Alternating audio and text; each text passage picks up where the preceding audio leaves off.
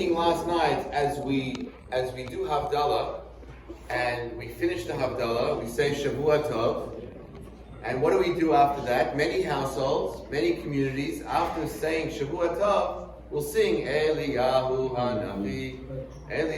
Where does Eliyahu get to be involved in a Havdalah at the end of Shabbat? What does he have to do with the end of Shabbat and Havdalah for us? I mean, it's a nice idea that we ask, Eliyahu to reveal himself, to bring Mashiach. Where does this all come from? And once we're at it, why is Eliyahu showing up to every bris that we keep a seat for him? And why do we open the door for him at the Pesach Seder? Who is this Eliyahu Hanavi that he has such an important role? And I have to be honest with you, there are certain times that I get asked about Eliyahu, especially by kids.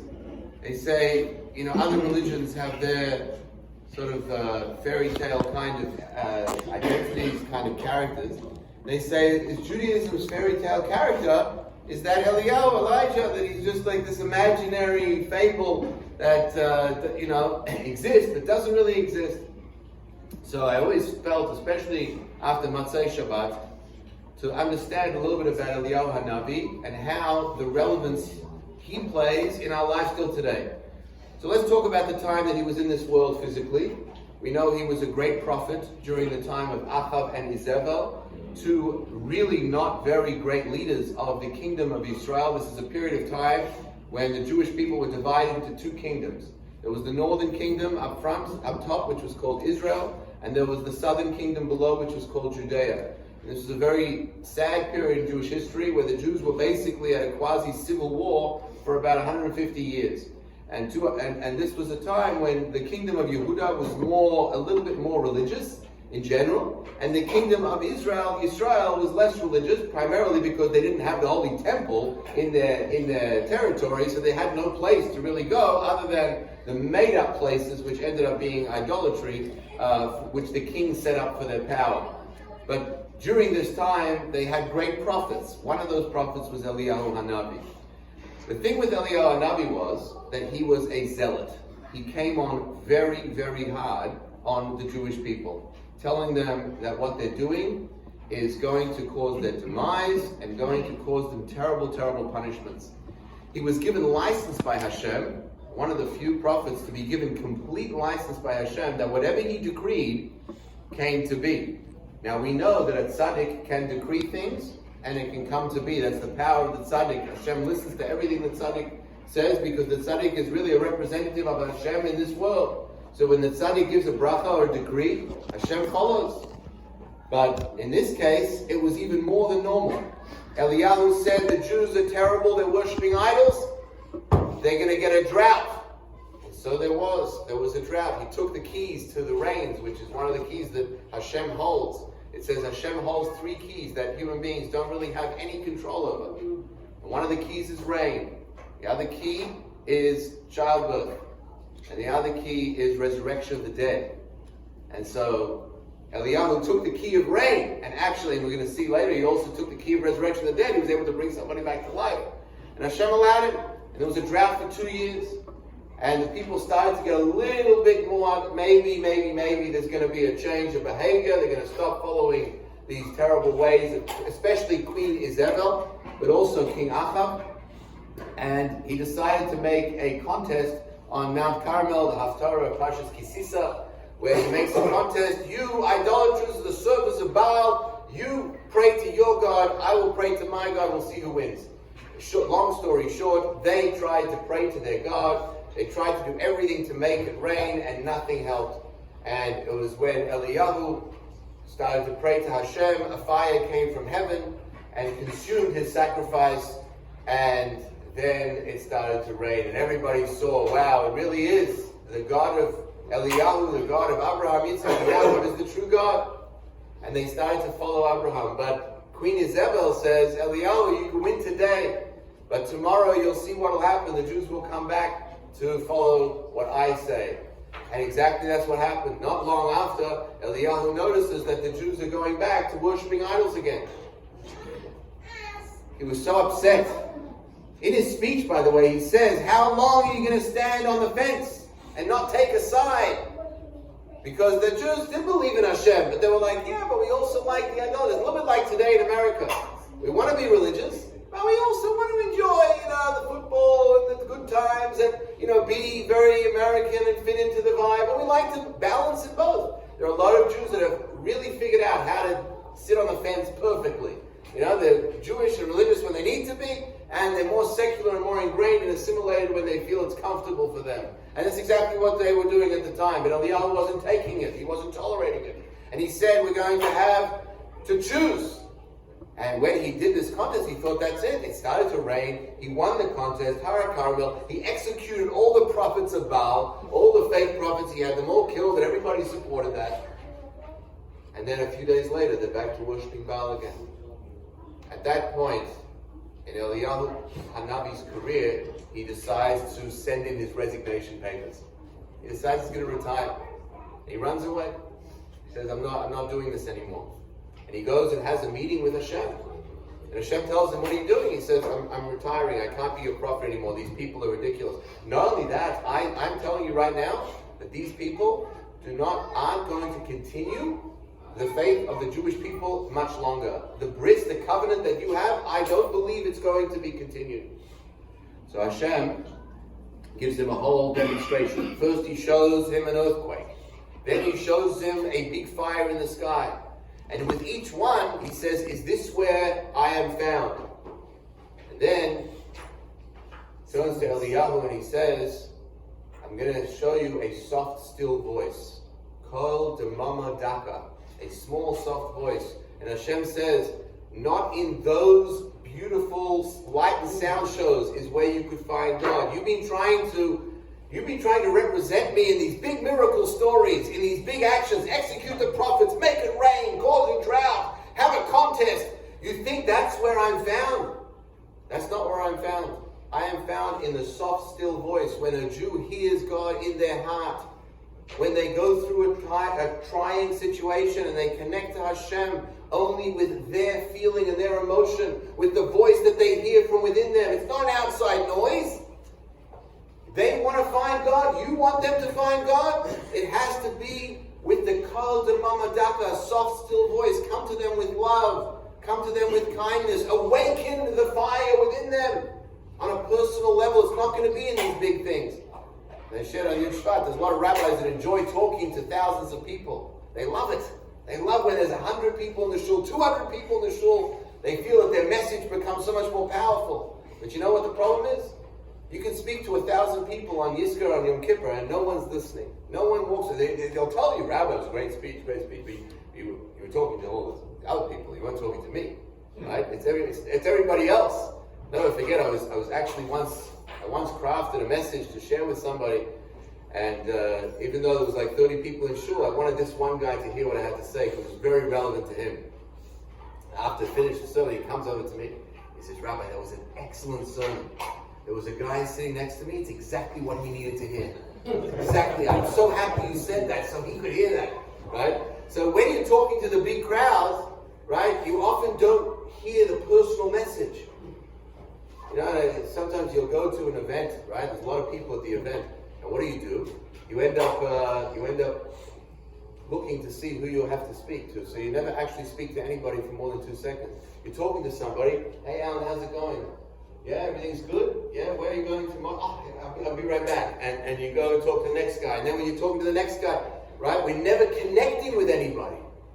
Hashem is telling to Eliyahu, you did amazing things. You showed great images of me, but you didn't connect with anybody. You didn't see the pure good that could be found within every Jew and reveal it.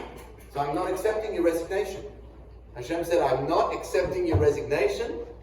And even though you might not have finished in your goal here in this world, I am going to give you a very special mission, a unique mission, a mission that no other person in the world ever had. And that is that you are going to see that you should have had more faith in the Jewish people than you have right now. He was ready to give up on the Jewish people. And Hashem said, I can't believe you have such little faith that these Jewish people are going to abandon everything. It looks like it, right? But you have too little faith in them. Because you don't see the power of the Jew, how they are amshei aref, they're very stubborn, but in a good way. They're stubborn never to give up. And that spark within them will always be able to be reignited. And you are going to bear witness to that reignition of the spark. And so therefore Hashem took him up in a chariot alive in front of his student Elisha, who witnessed this. It's a long story, and we're not going to go into all the details. But basically what happened after that was Hashem said to Eliyahu, you will now have a new mission. And that is, instead of being the one who shows the strictness towards the Jews and shows how they are deserved of punishment and all those things that they've done wrong, you will now be the one to bear witness to the virtues of the Jews, to the fact that they are connected to God and they are remaining connected to the Brit and the covenant that they had. So your mission will change. You will not be the Kanai, you will not be the zealous one, you will be the one who advocates on their behalf to always tell me that they are indeed a holy people. So, isn't it fascinating? The two places that Eliyahu HaNavi has to come to visit are the two parts of Judaism that have been the most continuous, the most prevalent, and the most observed. No matter how irreligious a family is, they'll do a bris for their child. It's pretty amazing to see what happened in Russia in the 1980s when they were released in the early 1990s. Right? Misha can testify to this. And Luba can testify to this. There were Jews who knew nothing about Judaism. 70 years they had not learned Aleph Bet. They didn't even know their Hebrew names. But when they came to Israel, first of all, they wanted to go to Israel. They came to Israel and they were told, you need a Brit Milah. You need to have a circumcision. Thousands of adults in their 40s, 50s, 60s, and 70s said, okay, to be part of Magen Avraham, to be part of the Jewish people, if that's what I need to do, that's what I'm going to do, without even thinking. They didn't need kosher, they didn't keep Shabbat, they didn't do half the things that you're supposed to do as Jews, but Brit Milah, they accepted it. It's crazy to think about it. Who would volunteer to get that kind of surgery at that age? Say, no, I passed the 8 days old, it's fine, I'm good. They did it en masse.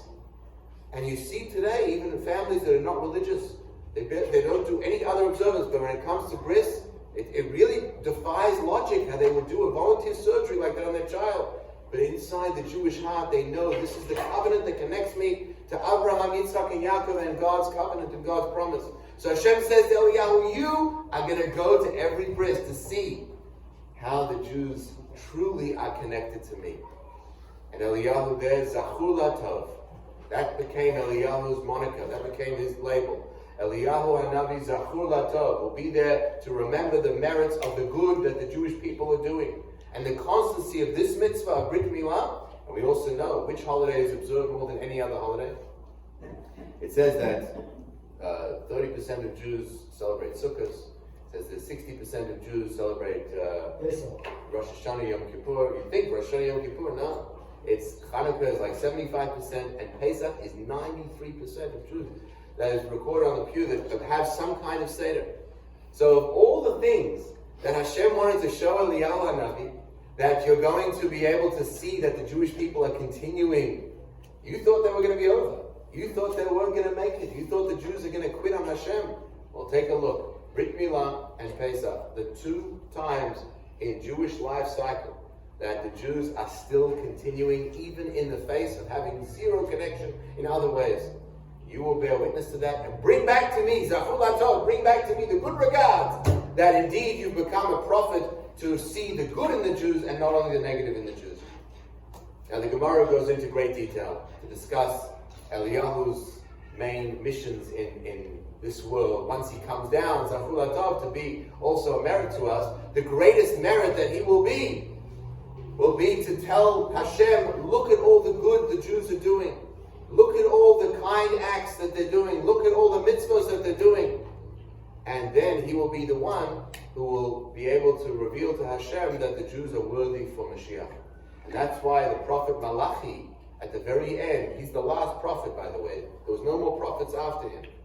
After Malachi, we did not have the gift of prophecy. And the very last prophecy of the last prophet is Hinei Anochi Shaleach Lachem et Eliyahu HaNavi Lifnei Ba Yom HaGadol VaHaKadosh VeHeshiv Leiv Avot Abanim VeLeiv Banim Al Avosa, which means that Elijah the prophet will come to tell Hashem before the great day of Mashiach Look at the world. The Jewish people have rediscovered you. They've found all the mitzvot they can do, and I am the one who gave up on them, but now I'm the one who will tell you that they are deserving of redemption. And especially because it's the children who brought back their parents to the right ways. And we see that happening a lot in today's world. It's the children that get inspired and come back home to the parents. In a half an hour, we're going to see children excited to come and learn about Tu B'Shvat and learn about Judaism and learn about Torah and mitzvahs and Hebrew. And they come home every day and they tell their parents, and the parents say, calm down, it's okay, we're not going to do that right now. and they tell them, don't forget. One parent called me actually, he says, are you trying to tell my kid to start having kosher at home? I said, God forbid, that's the last thing I would do. I don't know where he got that crazy idea from. Why would you think, right? But one day, the parents are going to give in. And the parents will give in and they'll say, all right, kids, you're right, let's do it. Let's do it. And it's already started to happen. The Heishu Le'avot Abanim, and they'll be inspired enough that Eliyahu will be the one to say, he'll be the famous prophet to say, I was wrong. I was wrong. And that's the last prophecy there was. So the Gemara goes in and says Eliyahu's job is now to find all the merits that we have. So obviously Pesach and Brit Milah are the two obvious ones. And he's there every single Pesach and every single home and every single bris. But he's looking around all week long for merits as well. Now what could be a greater merit that he could take up to Hashem than seeing a family home completely celebrate Shabbat from beginning to end? When that family celebrates Shabbat from Kiddush till Havdalah, Eliyahu Hanavi takes that gift and he brings it up to Hashem and he says, look, they are still doing the most important thing of the mitzvah and the Torah. They're doing Shabbat. What could be a greater merit than that? And so at the end of Havdalah, we say, thank you, Eliyahu, for bringing the message. Thank you for being Zachur Latov and carrying my observance of Shabbos to Hashem to let him know that we are one step closer to Mashiach. And so we sing that song to thank him for carrying our message. And that's what the Gemara actually says. Rabbi Yehuda says in the Gemara, he says, and Rabbi Yochanan Zakkai, in the name of Rabbi Yochanan Zakkai, that Eliyahu's job is going to be to bring close those who are far. In those days of Eliyahu, when he lived in this world, he didn't succeed at doing that. He ended up bringing them close, but they ended up going far again. So he's got to finish his mission. So it's a very special mission. And it also says Pinchas u Eliyahu, right? He's also Pinchas. It says it's the same person, or even the same soul. And it says Pinchas was also a zealot. He also killed Zimri and Kozbi when needed to be. But what did Hashem give him as a reward? He gave him Brit Shalom. He gave him the covenant of peace. He said, ultimately, yes, you can be a zealot when you need to be. But ultimately, your biggest mission is to bring peace into the world. And if that's Eliyahu too, then that's his ultimate mission, to bring peace to the world. So his job is to resolve disputes and bring peace when there's arguments, which is why every time the Gemara can't find a solution, the Gemara says, Teiku, which means what? Shishbi yitaretz kushis veibayes. Then it'll be Eliyahu who will resolve this dispute and bring peace into the world, obviously when Mashiach comes, but even in any time that there's disagreements, it'll be Eliyahu whose job it is to bring peace. Because he's now doing the exact opposite of everything. Maybe he lived with zealotry and kanot. Now he's living with the exact opposite. So every time there is a debate, we always say Eliyahu will be the one to resolve the debate. There's a beautiful second interpretation why Eliyahu Hanavi comes to the Seder table. Yes, to witness the fact that the Jews have the merits of observing the most common and popular holiday in Jewish people. But there's one more thing. There's a debate that says, should we have 4 cups of wine on Pesach or 5 cups of wine? Because in last week's Torah portion, it says, V'hitzesi, v'hitzalti, v'ga'alti, v'lakachti. For those 4 expressions of freedom, we have 4 cups. But then it also says, V'hevesi, el ha'aretz. So there's a 5th expression of freedom, which is referring to not only taking out of Egypt, but also going into the land of Israel. The rabbis say, yes, that's part of it, but it's not really, didn't happen yet. So it's about the future. But other rabbis say, no, but it's part of the redemption, is to also go into Israel. That's the completion of the redemption. So they have this debate. And they say, Teiku. We will know when Eliyahu Hanavi comes, he will resolve that debate for us if we should have 4 cups of wine or 5 cups of wine. I know a lot of people think they can't handle more than 4 cups of wine. But I can tell you right now, if you have 5 cups of wine, you're much closer to the redemption. You get a lot closer to Mashiach coming. But think about this. So we say Eliyahu will resolve it. So we put the 5th cup on the table. We don't drink it. We put the 5th cup on the table, and we open the door for Eliyahu and say, let us know if we should drink it or not.